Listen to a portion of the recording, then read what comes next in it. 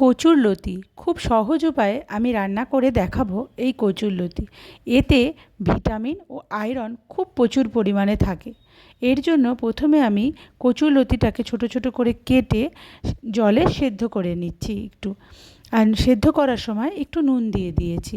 এবার কড়াই বসিয়ে তাতে সর্ষের তেল দিয়ে একটু কালো জিরে সম্বার দিয়ে দেব। এরপর দিয়ে দিচ্ছি আমি 2 চামচ মতো লঙ্কা বাটা। প্রায় 2 চামচ মতো লঙ্কা বাটার সাথে এখানে দিয়ে দিচ্ছি আমি নুন আর সামান্য একটু হলুদ।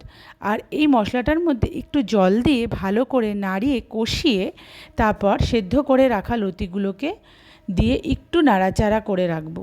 এরপর এতে চায়ের কাপের 1 কাপ মতো জল দিয়ে ঢাকা দিয়ে রাখবো প্রায় 5 মিনিট ঘড়ির কাঁটা জুড়ে।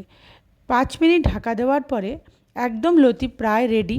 এরপর এতে আরেকটু নুন আর দিয়ে দিচ্ছি পরিমাণ মতো চিনি দিয়ে ভালো করে নাড়তে হবে চিনিটা না গলা পর্যন্ত। যেহেতু নিরামিষ রান্না তাই এখানে একটু চিনি আমি যোগ করেছি। এরপর ভালো করে নাড়িয়ে চাড়িয়ে জলটা একটু কমে আসলে পরে আমি এতে একটু ময়দার গুঁড়ো অ্যাড করব। কারণ ময়দার গুঁড়োটা অ্যাড করলে মাখা মাখা ভাবটা হবে আর জল জল ভাবটা কেটে যাবে অনেকটাই। বেশ নাড়িয়ে চাড়িয়ে দিলেই একদম রেডি লতি।